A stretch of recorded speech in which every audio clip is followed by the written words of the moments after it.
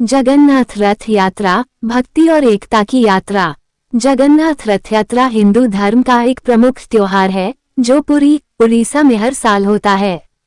इस त्योहार में भगवान जगन्नाथ, उनके भाई बलभद्र और बहन सुभद्रा की मूर्तियां उनकी मंदिर से निकालकर उनके विशाल रथ पर बैठाकर उन्हें जगह जगह यात्रा कराई जाती है। ये यात्रा पुरी के सभी महत्वपूर्ण स्थलों से गुजरती है और लाखों श्रद्धालुओं द्वारा देखी जाती है। इस त्योहार में भगवान जगन्नाथ की अपनी भक्तों से मिलने की इच्छा का संकेत माना जाता है। पुरी में रथ यात्रा या जगन्नाथ रथ यात्रा हिंदू धर्म के अनुसार एक बहुत ही महत्वपूर्ण और पवित्र त्योहार है। इस यात्रा का मुख्य महत्व यह है कि इसमें भगवान जगन्नाथ, उनके भाई बलभद्र और बहन सुभद्रा की मूर्तियां उनके मंदिर से निकालकर उनके विशाल रथ पर बैठाई जाती हैं और उन्हें उनके अपने जन्मस्थान यानी मंदिर के बाहर ले जाया जाता है।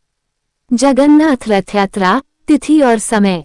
वैदिक पंचांग को देखते हुए जगन्नाथ रथ यात्रा 7 जुलाई 2024 को प्रातः 08:05 से लेकर प्रातः 09:27 तक निकाली जाएगी।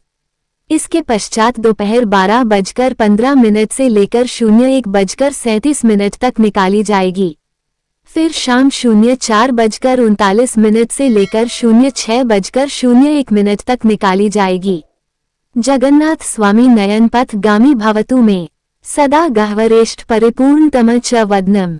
अनुवाद, नेत्रों के मार्ग पर चलने वाले भगवान जगन्नाथ मेरी दृष्टि में सदैव विद्यमान रहें। उनका सबसे अधिक तृप्त करने वाला और पूर्ण चेहरा हमेशा मेरे सामने चमकता रहे। इस यात्रा का महत्व विभिन्न कारणों से है। 1. तारांकन भक्ति और श्रद्धा। तारांकन ये यात्रा भगवान जगन्नाथ के अपने भक्तों से मिलने का अवसर प्रदान करती है। भक्तगण इस अवसर पर भगवान के सामीप्य और आशीर्वाद की कामना करते हैं। 2. तारांकन धार्मिक महत्व। तारांकन इस यात्रा में भगवान जगन्नाथ, बलभद्र और सुभद्रा की मूर्तियों को सारे शहर के लोग उनके अपने जन्मस्थान यानी मंदिर के बाहर लेकर जाते हैं, जिससे ये स्थल पुनः उनके नगरी में महत्वपूर्ण हो जाता है।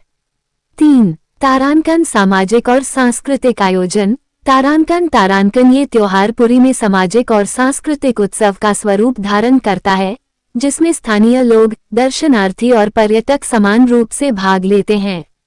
यहाँ पर्यटकों को स्थानीय संस्कृति और परंपराओं का भी अनुभव होता है। 4. तारांकन एकता और साझेदारी। तारांकन रथ यात्रा में समाज की हर वर्ग से लोग भाग लेते हैं, जो समाज में एकता और साझेदारी को बढ़ावा देता है। यहाँ धार्मिक और सामाजिक अनुष्ठान के माध्यम से समुदाय का एकता का संदेश भी दिया जाता है।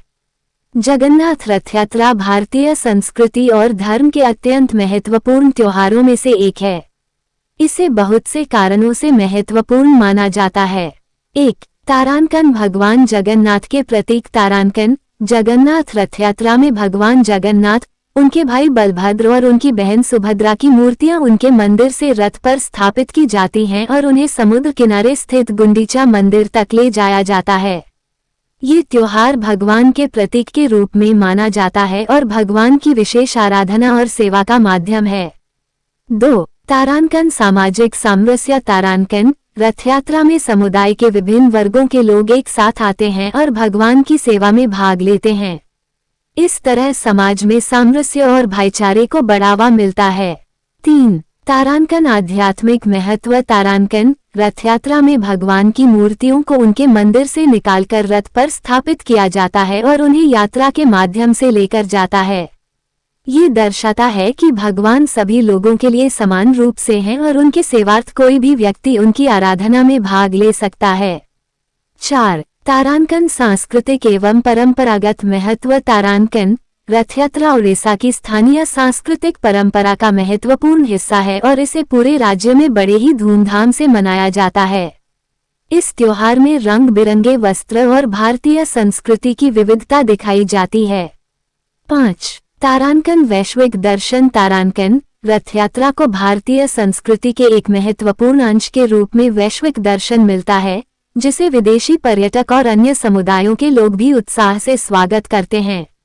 रथ यात्रा महोत्सव। रथ यात्रा महोत्सव भारतीय संस्कृति का एक प्रमुख धार्मिक और सांस्कृतिक उत्सव है, जो भगवान जगन्नाथ की अद्वितीय पूजा और समर्पण को समर्पित है।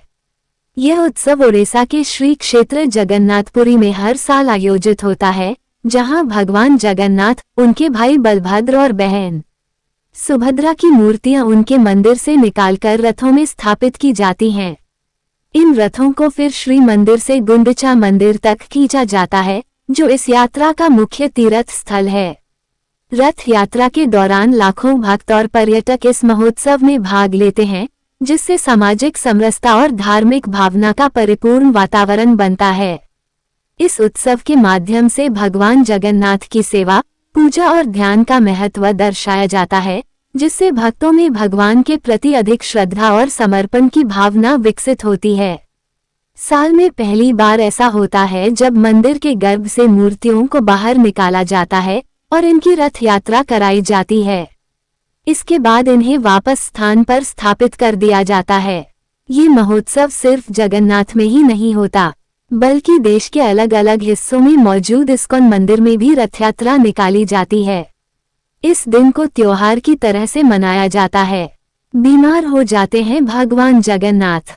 जगन्नाथ रथ यात्रा के दौरान भगवान कृष्ण, उनके भाई बलदेव और बहन सुभद्रा को नगर में घुमाया जाता है। इस यात्रा से जुड़ी कई ऐसी परंपराएं हैं जो कि प्राचीन काल से निभाई जा रही हैं और आज भी इन परंपराओं को पूरी श्रद्धा के साथ निभाया जाता है। जगन्नाथ रथ यात्रा से पहले भगवान जगन्नाथ को 15 दिनों के लिए बुखार आ जाता है और यह परंपरा हर साल निभाई जाती है। भगवान जगन्नाथ को क्यों आता है बुखार? पौराणिक कथाओं के अनुसार जब भगवान श्री कृष्ण अपने भाई बलराम और बहन सुभद्रा के साथ अपनी मौसी के घर पुरी गए थे तो उन्होंने वहां स्नान किया, जिसके बाद तीनों भाई बहन को बीमार हो गए और उन्हें बुखार आ गया। तब उनके इलाज के लिए राजवैद्य को बुलाया गया। राजवैद्य ने उनका इलाज किया और 15 दिनों में तीनों बिल्कुल ठीक हो गए, जिसके बाद वह नगर में भ्रमण के लिए निकले। सबसे खास बात है कि आज भी जगन्नाथ यात्रा शुरू होने से पहले जगन्नाथ जी के बीमार होने की परंपरा को उसी प्रकार निभाया जाता है। बहुत खास है ये परंपरा। आज भी जगन्नाथ यात्रा शुरू होने से पहले ज्येष्ठ माह की पूर्णिमा तिथि के दिन भगवान जगन्नाथ, बलभद्र जी और सुभद्रा जी को 108 घड़ों के जल से स्नान कराया जाता है, जिसे सहस्त्रधारा स्नान नाम दिया गया है। मान्यता है कि ठंडे पानी से स्नान के बाद तीनों बीमार हो जाते हैं और फिर इन्हें 15 दिनों के लिए एकांतवास में रखा जाता है और इस दौरान मंदिर के कपाट बंद रहते हैं। इस दौरान भगवान को आयुर्वेदिक जड़ी बूटियां से बनी दवाएं और काढ़ा दिया जाता है। 15 दिन बाद जब भगवान ठीक हो जाते हैं तब उनकी रथ यात्रा निकाली जाती है। इस दौरान हजारों की संख्या में भक्तों की भीड़ भगवान के दर्शन के लिए उमड़ती है। रथ यात्रा केवल एक त्योहार नहीं है, ये भक्ति और एकता की अभिव्यक्ति है।